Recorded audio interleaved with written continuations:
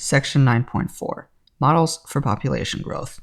In general, if p of t is the value of a quantity y at time t, and if the rate of change of p with respect to t is proportional to its size p at any time, then dp dt equals kp, where k is a constant. This equation is sometimes called the law of natural growth. So we've seen this before. We've actually seen the solution to this before. However, we weren't able to prove it before because we didn't know anything about separable differential equations. But now that we know how to solve separable differential equations by separating our variables and then integrating, we can prove that the solution to this problem is p of 0 times e to the kt. So what we do is we look at dp dt equals kp, and then we put all of the p's on one side, the k's on the other with the dt. It doesn't really matter where we put k because it's a constant, but we integrate dp over p, and we integrate k dt. We get ln of the absolute value of p equals kt plus c, and then we raise both sides to e to cancel out the ln. We get e to the kt plus c, but e to the kt times e to the c is equal to e to the kt plus c.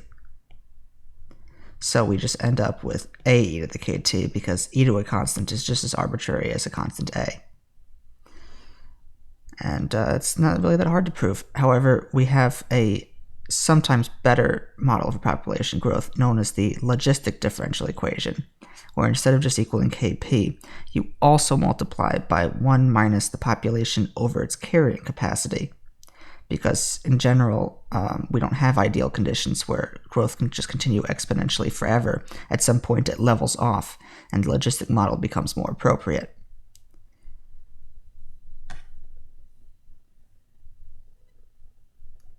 Let's do an example of our logistic equation in practice by drawing a direction field for the logistic equation with k equals 0.08 and carrying capacity m equals 1000.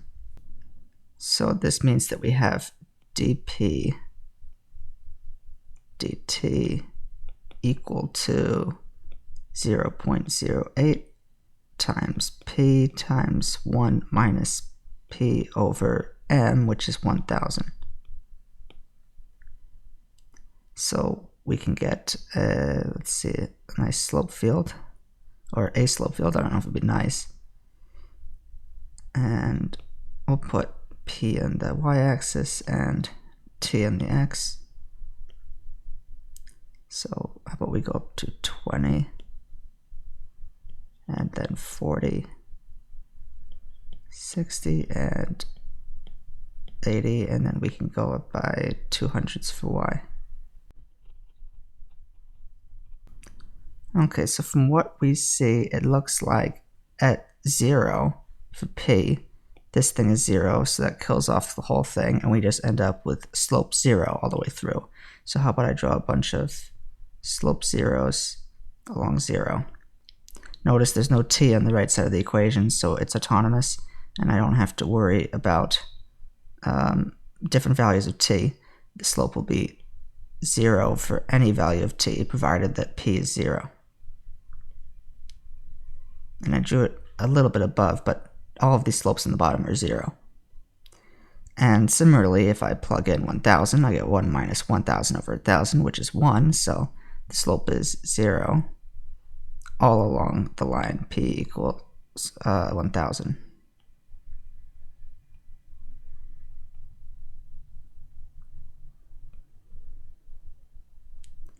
If I go a little bit above 1000, let's say to 1200, then it looks like I get 1 minus something bigger than 1, so this thing becomes negative. So I get a whole bunch of negative slopes.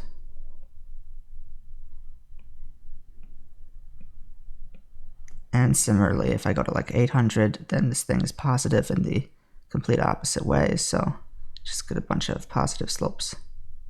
And I can continue in this fashion to finish the rest of our slope field.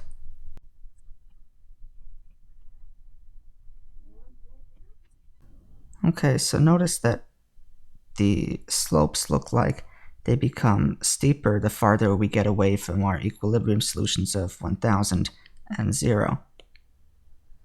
I didn't draw it so well, but you could see that the slope will probably be steepest around over here, at around 500, and then it becomes also steep the higher up you go past 1000, but it becomes kind of leveling off at 1000 and at 0. So let's try drawing a couple solution curves. If we start at, let's say, 0, then we get a solution curve like that looks like it levels off around 1000. So, and if, let's say we start at like, I don't know, 100 instead, still same thing. So if we start at, let's say, 400, same thing. Even if we start at, let's say, 1300, it still goes and levels off at 1000. So from top or bottom. So it looks like everything just goes to 1000, and it seems like solution curves that start below 1000 keep increasing until they hit 1000, and solution curves that start above 1000 keep decreasing until they hit 1000. So we can say that solution curves that start below p equals 1000 are increasing, while solution curves that start out above are decreasing.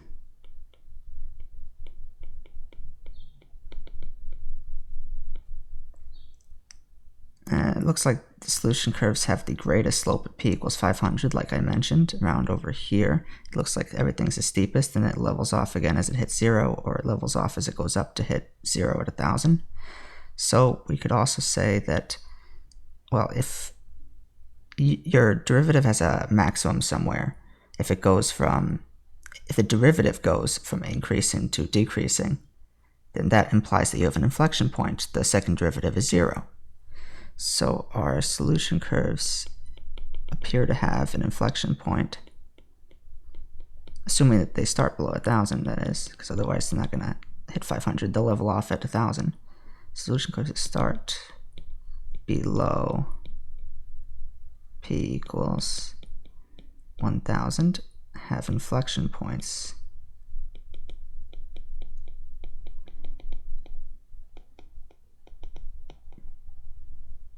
when p is about 500.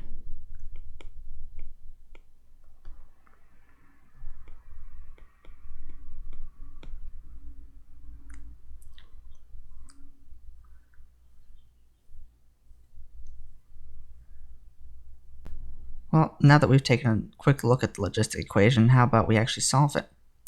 So we're saying the solution is this guy, where the constant a can be given in terms of the initial population and carrying capacity.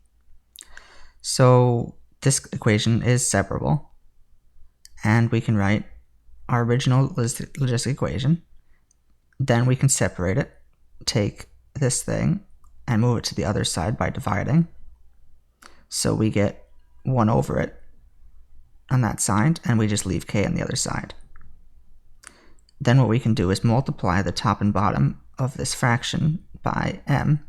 That kills off the fraction in the denominator. And then we can split the fraction using partial fractions.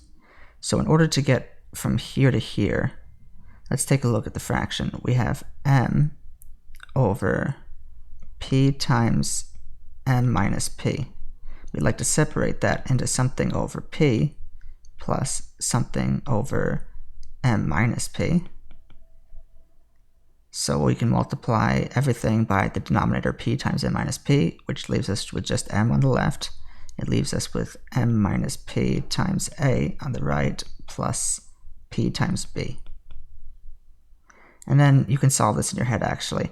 Remember that p is our independent variable, and m is a constant. And this identity has to work for all possible values of p. So just choose some convenient values to help you solve for a and b. If you set p equal to m, then that kills this guy off and just leaves you with m equals mb.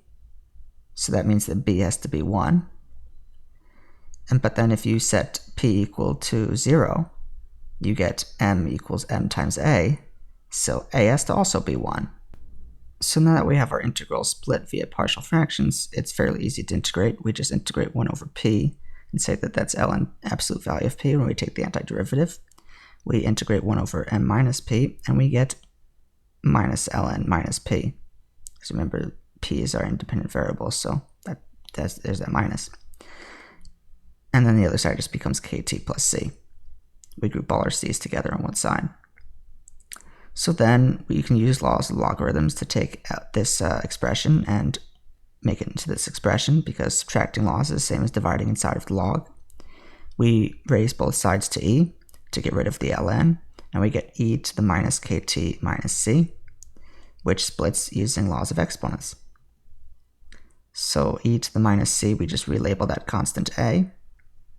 We get rid of the absolute value, since we can just say that this is plus or minus, just incorporate that into the constant a. And then we can split m over p minus p over p is m over p minus 1. And we can move over the 1 and solve for p. We get that p is equal to m over 1 plus ae to the minus kt.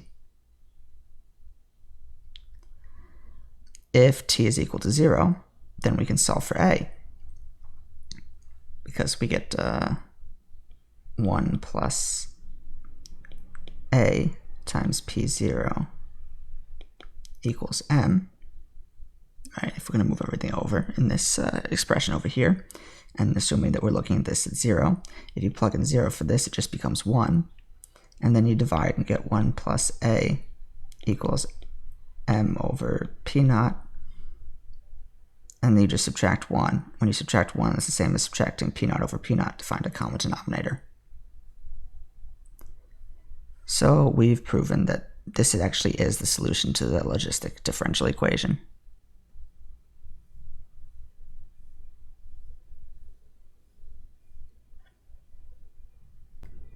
Let's practice a little bit with it now. We have an equation for dp dt. We have k equals 0.08.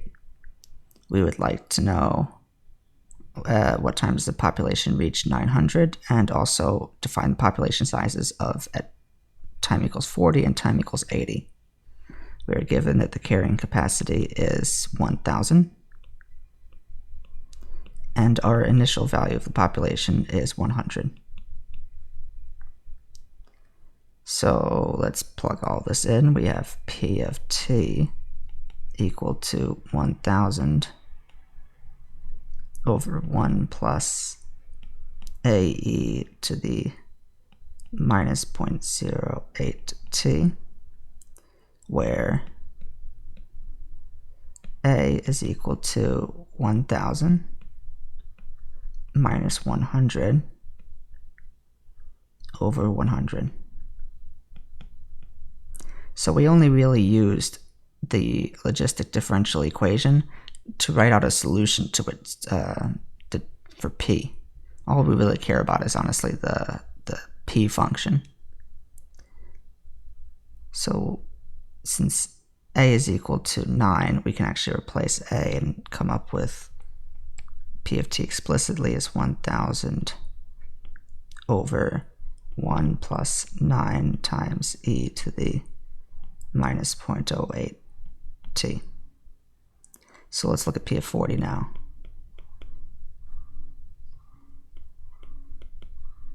That's equal to 1,000 over 1 plus 9 e to the minus 0.08 times 40, which is minus 3.2. So that's about 731.6. Similarly, p of 80 is equal to 1,000 over 1 plus 9 times e to the minus 6.4, which is about 985.3. Let's see when the population reaches 900. So we'll have to take 1,000 over 1 plus 9 times e to the minus 0.08 t, and we'll set that equal to 900 and solve for t. So we get 1 plus 9 times e to the minus 0.08 t is equal to 10 over 9 by flipping and multiplying. And we get, we'll subtract 1 and divide by 9, and we get e to the minus 0.08 t is equal to 1 over 81. So raising both sides to e, we get minus 0.08 t equal to natural log. Sorry, we don't want to raise both sides to e, we want to take natural log of both sides to cancel out the e. So we natural log of 1 over 81. So that's the natural log of 1 minus the natural log of 81, but the natural log of 1 is 0. So it's 0 minus the natural log of 81, so it's just minus natural log of 81. Dividing, we get that t is equal to natural log of 81 over 0.08, because our minuses cancel, and that's about 54.9. So we didn't get the units, but we could still say that the population reaches 900 when the time, whatever it is, t, is about 55.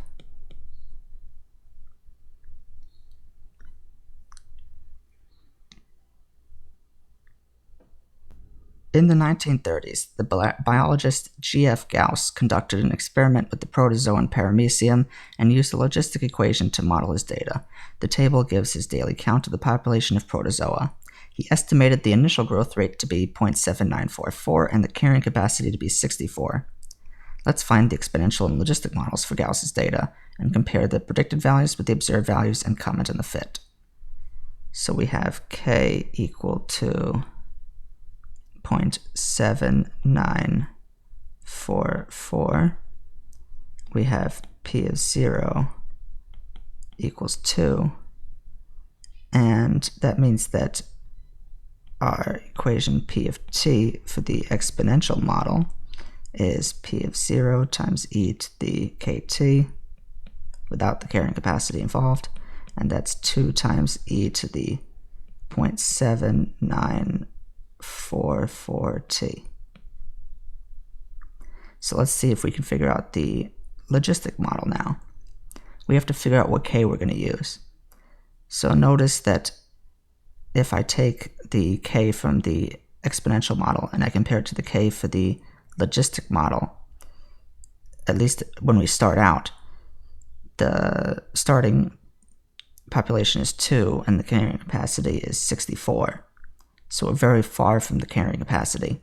So we would expect that near the beginning, at least, the exponential and logistic models are very similar to each other, so I can start with the same value of k.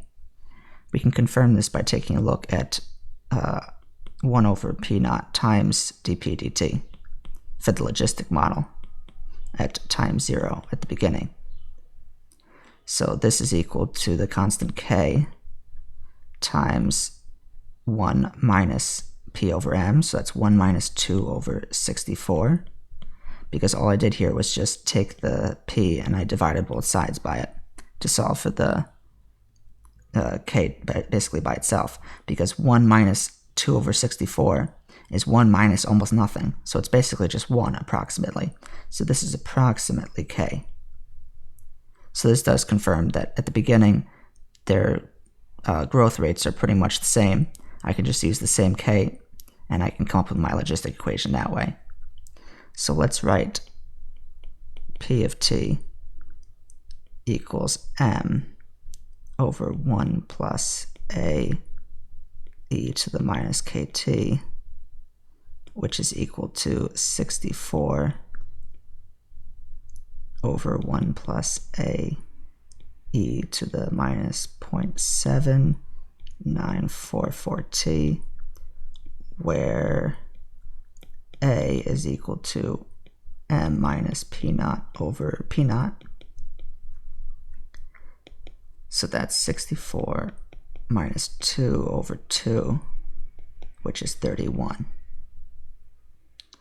So we have P of t is equal to 64 over 1 plus 31 times e to the minus 0.7944t.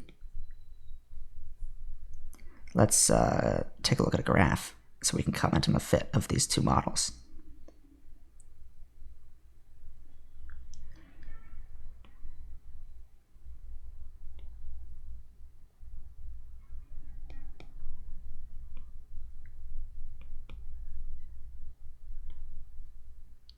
So how about I go up by 2's? So 2, 4, 6, 8, 10, 12, 14, 16. And I'll go up by 10's here. 20, 30, 40, 50, 60, 70, etc. Okay, let's go and look at our data.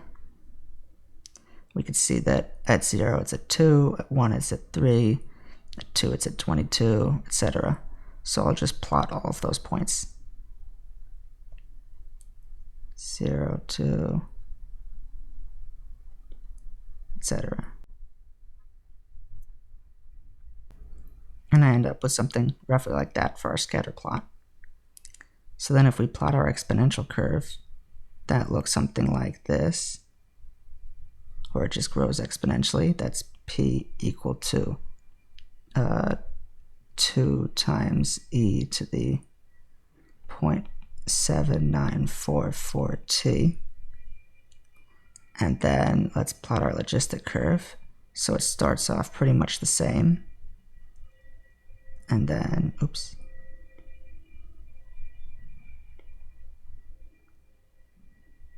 Kind of levels off at when it hits the carrying capacity. So that's P equals 64 over 1 plus 31 e to the minus 0.7944 t. And notice that the exponential model is pretty much the same as the logistic one early on, which is why we use the same value of k, but then it becomes extremely inaccurate as a model for our data as time goes on past around like 4 or so. So the logistic model becomes a much better fit for the data. And in fact, this is not the only way to fit data to populations. There's other variants of the logistic model that we're not going to go into, but in general, you can see that in non-ideal conditions, factoring in other things like the carrying capacity makes a big difference when modeling your data.